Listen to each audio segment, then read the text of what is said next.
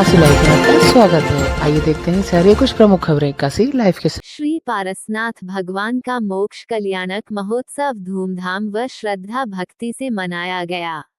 वाराणसी के भेलूपुर स्थित समाधिस्थ परम पूज्य आचार्य श्री विद्यासागर जी महाराज से दीक्षित एवं परम पूज्य आचार्य श्री समय सागर जी महाराज के आज्ञानुवर्ती शिष्य मुनि श्री धर्म सागर जी महाराज मुनि श्री भाव सागर जी महाराज के सानिध्य में 19 अगस्त 2026 को प्रातः काल की बेला में श्री पारसनाथ दिगंबर जयंती रथ भेलूपुर वाराणसी उत्तर प्रदेश में श्री पारसनाथ भगवान की गर्भ जन्म तप कल्याणक भूमि पर पारसनाथ भगवान का मोक्ष कल्याणक महोत्सव धूमधाम से मनाया गया।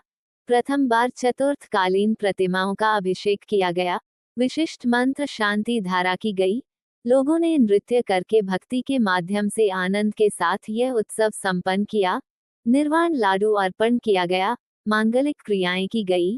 दिल्ली सहित भारत के अनेक नगरों से आए श्रद्धालु शामिल हुए। इस अवसर पर धर्म सभा को संबोधित करते हुए मुनि श्री भाव सागर जी महाराज ने कहा कि भगवान की तरह कल्याणक भूमि पर मोक्ष कल्याणक महोत्सव मनाने का सौभाग्य प्राप्त हुआ।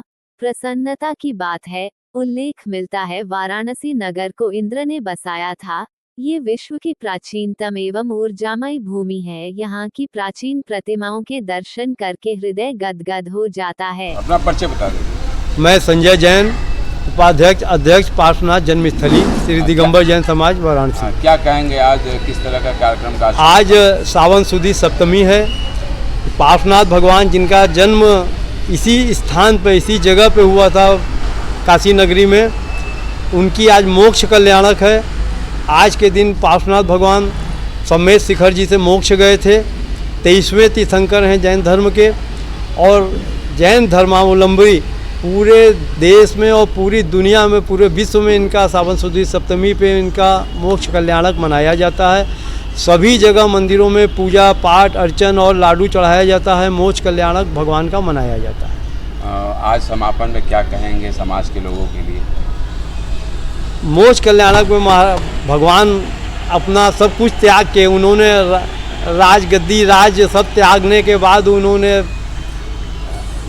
मोक्ष का प्राप्ति किया, पूरा तप किया, मोक्ष प्राप्त किया।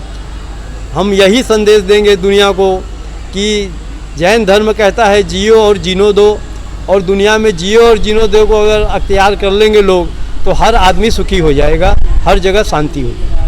पहले परिचय बता दें। मेरा नाम ऋषभ चंद्र जैन है। मैं श्री काशी दिगंबर जैन समाज का अध्यक्ष हूँ। किस तरह का आज जैन मंदिर में कार्यक्रम आयोजन? आज हमारे जैन समाज में जैन मंदिर में वर्षा युग चातुर्मास चल रहा है। हमारे यहाँ दिगंबर मुनि श्री धर्म महाराज जो है धर्म सागर जी और भाव सागर जी यहाँ पर उपस्थित हैं। उनका चातुर्मास कार्यक्रम चल रहा है। उसमें आज भाव सागर जी महाराज का दीक्षा दिवस था, जिसमें काफ़ी संख्या में लोग आए थे। उन्होंने भाग लिया, पूजन पाठ किया गया, अपने गुरुवरों की पूजा की गई है और जैन धर्म की प्रभावना बढ़ाने के लिए महाराज जी ने उपदेश दिया। समाज के लिए क्या मैसेज होगा आपकी तरफ से? सब जगह शांति हो, जियो और जीने दो, सत्य सरलता के साथ में सहयोग के साथ में जीवन दिखाएं। पार्श्वनाथ भगवान का मोक्ष कल्याणक महोत्सव पूरे विश्व में अंतर्राष्ट्रीय स्तर पर मनाया गया, और चूँकि ये काशी नगरी भारत नहीं पूरे विश्व की प्रसिद्ध नगरी है, आध्यात्मिक नगरी है।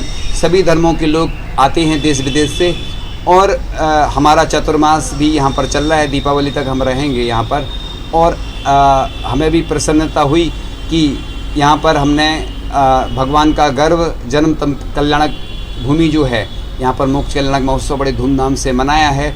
और काशी नगरी के बारे में ऐसा हिंदू धर्म में आता है कि यहाँ पर मुक्ति मिलती है। चूँकि हिंदू धर्म की मान्यता जो है वो हमने उसके बारे में पढ़ा, इतिहास में लिखा हुआ है। यहाँ पर सारनाथ में भी श्रेयांसनाथ भगवान के गर्भ जन्म तप आदि कल्याणक ज्ञान कल्याणक संपन्न हुए, जो विश्व का अभी चौथे नंबर का स्थान घोषित हुआ। इसके साथ साथ चंद्रावती जो है चंद्रप्रभु भगवान के गर्भ जन्म तप कल्याणक और ज्ञान कल्याणक से घोषित है। इसलिए ये बहुत पॉजिटिव एनर्जी वाली भूमि है, और ये सभी धर्मों के लिए, चाहे वो बौद्ध धर्म हो, चाहे हिंदू धर्म हो, चाहे जैन धर्म हो, सभी के लिए अति प्राचीन नगरी है। इस नगरी पर आकर के मुझे बहुत प्रसन्नता हुई और इधर जब भी गंगा नदी के किनारे हम जाते हैं, एक बार ही जाने का अवसर प्राप्त हुआ, बड़ा मनोरम दृश्य दिखता है। और पूरे देश के लोग अध्यात्म से जुड़ें, आध्यात्मिक क्रांति आना चाहिए, क्योंकि धर्म के माध्यम से ही शांति की प्राप्ति होती है। क्योंकि जब तक अपन धर्म से नहीं जुड़ेंगे, मैं युवा पीढ़ी से भी कहना चाहता हूँ कि एआई के ज़माने में आप धर्म से जुड़े रहें। धार्मिक क्रियाएं भी मॉडर्न ज़माने के हिसाब से, हाईटेक ज़माने के हिसाब से और प्राचीन पद्धति का तालमेल बना करके, जैसे औषधि होती ना, एक होती अंग्रेजी दवाई होती है, एलोपैथी बोलते हैं, आयुर्वेदिक होती है, और भी कई तरह की प्रचार पद्धतियाँ हैं। ऐसी धार्मिक क्रियाएं इस प्रकार से करें, कोई विवाद ना हो, सामंजस्य बना रहे। ये भारतीय संस्कृति जो धार्मिक संस्कृति है पूरे देश विदेश में फैली हुई है और विदेश के लोग आकर भी लाभ लेते हैं। तो मैं चाहता हूँ, काशी के बारे में मैं प्रतिदिन पढ़ रहा हूँ और आगे फिर बताऊँगा। बहुत आनंद का अनुभव होता है जब मैं पढ़ता हूँ इस काशी के बारे में। इसको बनारस भी कहते हैं, वाराणसी भी कहते हैं, और इतिहासकारों ने बहुत सारी ऐसी बातें जो प्राचीन प्रतिमाएं यहाँ प्राप्त होती हैं। ऐसे पार्श्वनाथ भगवान के दर्शन करके अपना सौभाग्य जगाएं अपना। और मैं भी बड़ा सौभाग्यशाली हूँ कि ऐसे पार्श्वनाथ भगवान की त्रय कल्याणक भूमि और भी अन्य कल्याणक जो भगवान की हुई हैं उनसे विभूषित है। ये विश्व का सबसे बड़ा स्थल है, क्योंकि पार्श्वनाथ भगवान ने उपसर्ग सहन किया और तप किया यहाँ पर, इसलिए ये बहुत पॉजिटिव एनर्जी वाली भूमि है। यहाँ पर आके बहुत आनंद की प्राप्ति होती है। क्योंकि ये मंदिर कई बार पहले विध्वंस हुआ, फिर बना, फिर कोई किन्हीं कारणों से, उसके कारण से और अच्छा डेवलप हो, स्वर्णिम मंदिर बने और पार्श्वनाथ भगवान और सभी धर्म के लोग यहाँ पर आके एकता, समरसता आदि अपनी धार्मिक क्रियाएं करें। और विश्व कहते हैं, विश्व एक परिवार है जिसमें सभी को जीने का अधिकार है। इन्हीं भगवान की जय। प्रभु आचार्य महाराज की जय।